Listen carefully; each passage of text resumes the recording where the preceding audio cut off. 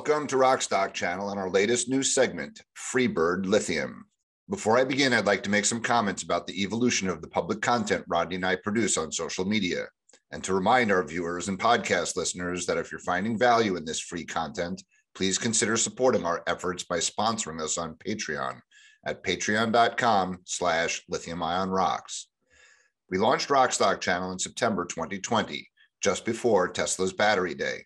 We have published 50 videos so far. Rockstock Channel evolved from our podcast, Lithium Ion Rocks, which we launched in January 2019. Lithium Ion Rocks also celebrated its 50th episode last month. The Lithium Ion Rocks podcast evolved from a newsletter I started in 2016, the Lithium Ion Bull, which also celebrated a milestone 75th issue recently. It was through the Lithium Ion Bull newsletter, which I have posted on LinkedIn and Twitter since September 2017, that I met Rodney Hooper. Having liked and commented on each other's posts for much of 2018, in particular regarding Piedmont Lithium, mineral resources, and Ganfeng, Rodney became the best R in RK Equity in January 2019. I formed RK Equity almost 20 years ago with Robert Friedland's Ivanhoe Mines in Mongolia as my first client. I have largely been advising and raising the public profile for underappreciated natural resource developers ever since. As the EV energy storage revolution unfolds, it has always been my position that the picks and shovels, the upstream critical minerals, would be a more likely place to find the most profitable investments. Pre-revenue microcap resource developers are highly volatile. The sector is extremely niche, rife with misinformation, disinformation, and all sorts of domestic and geopolitical contradictions and conundrums. To flag one of my favorite movies from high school, it is risky business. But if you could parse through it, the opportunity for asymmetric risk reward is great. Inflation and inflation expectations are a major concern in the market, and of mine. Commodities and commodity equities often do well as inflation hedges. EV battery metals are mostly classified as commodities, and as such, present a win-win, in my opinion, to play both the EV thematic and the commodities as an inflation hedge thematic. Rodney and I present first and foremost from our perspective as investors. We are highly selective and research carefully any client before we choose to represent them. And we hold equity in all of them, which is disclosed in all our content. As an investor, I find the process of writing to be clarifying. It is why I have begun to write equity scripts for these Rockstock Channel videos rather than simply conducting interviews. Equities of any type, but growth equities and pre-revenue ones especially, are largely stories. I have been narrating equity stories pretty much my whole professional career. The little lithium industry is quite immature, but it is growing up. It has reminded me of the early 1970s rock music industry profiled in one of my favorite movies, Almost Famous. The protagonist, a writer for Rolling Stone magazine embedded with up-and-coming rock stars, has inspired a great deal of Lithium Ion Bull. From 2016 to 2018, I narrated Led Zeppelin Americas, in which smooth operator SQM took 50% of Cauchari-Olaroz for just $25 million. And I flagged its Nevada clay project back then as Lynyrd Skynyrd's Freebird, valued at zero inside LAC. In our Piedmont Lithium equity overview with Rodney Hooper last week, we argued that Carolina Lithium has been derated to such an extent it may be valued at zero inside PLL. Freebird Lithium. Today's Freebird Lithium examines AMG Advance Metallurgical Group's producing hard rock to hydroxide lithium business. As always, please note that we have not been paid to prepare this video, and all my comments are my own independent opinions. I very recently bought AMG stock, but I am not a financial advisor. This video is for information purposes only and should not be considered investment or financial advice. Please do your own independent research and read the disclaimer at the end of this video or on RK Equity's website. And if you like this video, please remember to subscribe to the channel and click the bell to be notified as soon as new episodes are released. Please also leave a comment or question in the comments field. And finally, again, if you find value in this video, please feel free to contribute to the virtual tip jar at Lithium Ion Rocks on patreon.com. Following my remarks are several minutes of commentary from AMG's Capital Markets Day in mid-January. AMG Advance Metallurgical is listed on the Amsterdam Stock Exchange as well as the OTC in the US, ticker symbol AMVMF. It has been on the Lithium Equity Scoreboard as one of the very few producers of lithium since 2018, but its activities are far more diverse than lithium and comprise many other valuable critical minerals, most of which have strong price trajectories. AMG had about $1 billion in revenue in the last 12 months through Q3 2021 and about $115 million in EBITDA. This is an unspectacular 10% EBITDA margin, though EBITDA rose 134%, which was more than twice as fast as revenues, so their EBITDA margin should be expanding.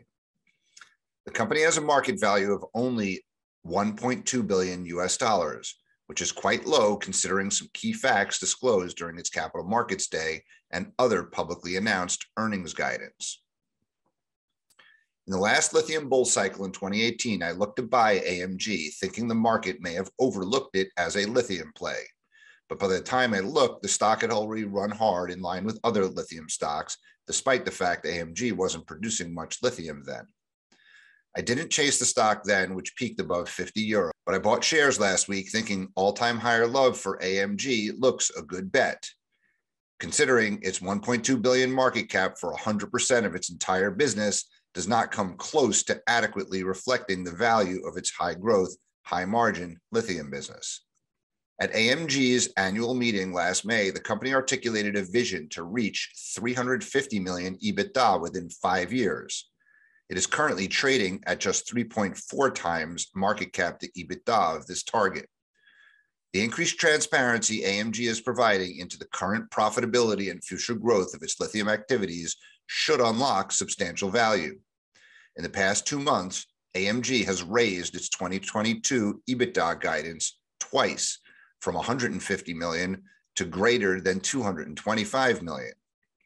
Despite this 50% uplift to guidance and continued rapid rise in spodumene prices, AMG stock is up just 24%. At 1.2 billion market value, AMG is trading at only 5.5 times market cap to 2022 EBITDA, which is materially below other lithium producers like Albemarle, Livent, Pilbara, Allchem, and others. AMG articulated a vision of producing 100,000 tons per year of lithium chemicals from Germany in the form of 5 20,000-ton modules, the first of which is currently being developed and fed by the company's spodumene mine in Brazil. In advance of the German chemical plant being operational, AMG is currently selling their spodumene to China at a rate of 90,000 tons per year. Operating cost of this spodumene production is an industry-leading $220 per ton, plus or minus 10%. And considering where spodumene pricing is today, they did not dispute one analyst asking if it was reasonable to assume this business was operating at 80 to 100 million run rate EBITDA or more at present. This quite substantial existing lithium spodumene operation, which is expanding from 90,000 to 130,000 tons per year by Q2 2023, alongside its advanced downstream conversion progress, should be compared to Sigma Lithium and Core Lithium. These two companies are in development stage and focus principally on spodumene, not so much downstream processing. Sigma, based in Brazil, similar to AMG, and Core, based in Australia, have experienced parabolic rises on spodumene speculation and now sport market caps north of $1 billion US. This is about the same value as AMG's entire business, which, as referenced earlier, generates more than $1 billion in revenue from a diverse and substantial critical minerals portfolio. CEO Heinz Schimmelbusch articulated that lithium is now organizationally a separate business unit of AMG, and that a spin-off via IPO of this unit is one of 3 options the company will decide upon by the time of their annual meeting in May. AMG shares RK Equity's view about hydroxide being the preferred lithium chemical for the European market. AMG's disclosure about its 20,000 tons facility has been a bit vague, but as you'll hear shortly from the answers to my questions to management during Capital Markets Day, AMG will not convert spodumene in Germany, but a more processed intermediate precursor. Notably, they are not seeking to process spodumene directly into hydroxide. But considering their low capex and opex, this extra step doesn't seem overly onerous and will result in shipping less waste to Germany. AMG flagged capex in Brazil of $200 million and another $120 million for the 20,000-ton chemical conversion plant in Germany. $320 million in total would put AMG at quite a low capital intensity of just $16,000 per ton, which compares to integrated spodumene to hydroxide plants in Australia, Europe, and North America of upwards of $25,000 to $35,000 per ton. AMG's mine in Brazil has a 17-year mine life, so they will need more resources to fill modules 2, 3, 4, and 5 to become a 100,000-ton producer. They mentioned at Capital Markets Day that they were close to signing an MOU with a European developer. I have left links in the description to a full video and presentation of AMG's Capital Markets Day last month. And with that, I will let AMG CEO Heinz Schimmelbusch and his team do the talking about what I call Freebird AMG Lithium. Welcome to AMG's Capital Markets Day. Today we'll be focused on explaining AMG's lithium strategy. Dr. Heinz Schimmelbusch, the Chairman of the Management Board and Chief Executive Officer, will begin with our overall lithium strategy. Mr. Fabiano Costa, the CEO of AMG Brazil, will explain the upstream part of AMG's lithium strategy, followed by Dr. Stefan Scherer, who will explain the downstream part of AMG's lithium strategy. Fabiano is with us since 2011 and is the CEO of AMG Brazil. He built the lithium spodumene business in Brazil on time, on budget, and on yield.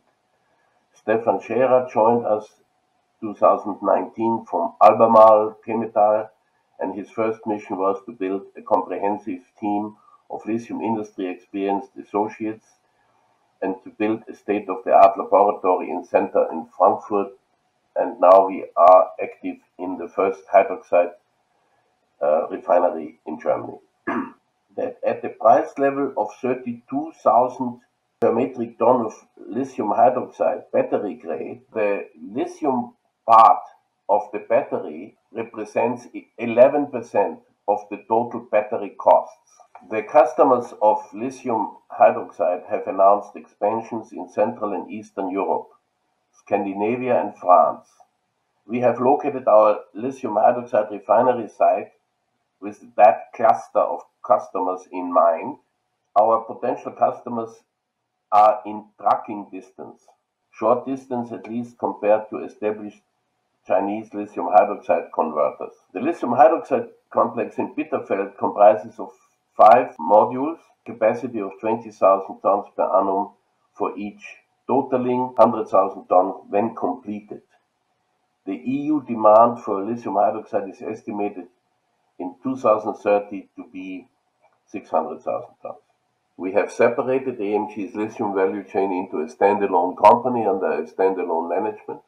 3 basic strategic alternatives: keep 100% ownership and finance the growth with current funding of operating cash flow. Second, to invite complementary strategic partners for a significant minority stake. And third, it's an IPO, at latest at the annual meeting of shareholders in May. We will have more to say about the status of that. If number 3 becomes reality, it is logical to prioritize 2 locations. One is Amsterdam, and then of course Frankfurt. You must be in talks with banks regarding a potential IPO. Can you give us an idea of how high the banks estimate this business? No. Are you able to discuss your cost position for the mine with spodumene production in 2021? And I would say the range is plus minus 10% on the 220 level. We are projecting similar situation through 2022. Can you discuss the potential returns of the discussed downstream projects in Germany and Brazil?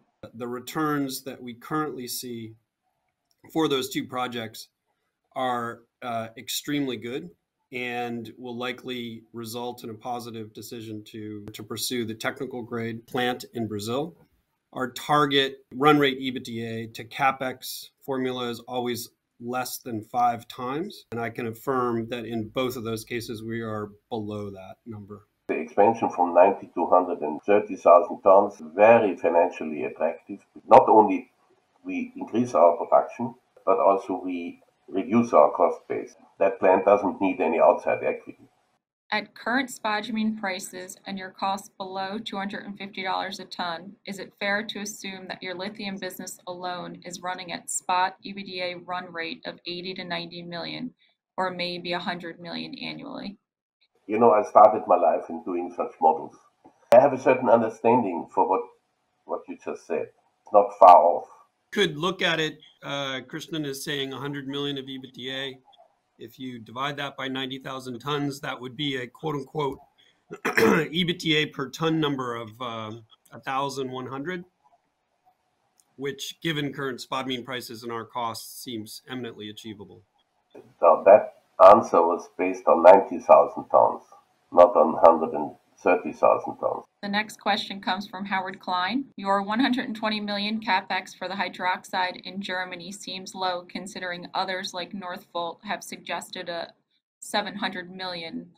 What exactly is the technical grade precursor you are making in Brazil? Is it lithium sulfate? And what is the capex for the chemical plant in Brazil? We are still in trade-off phase of the project.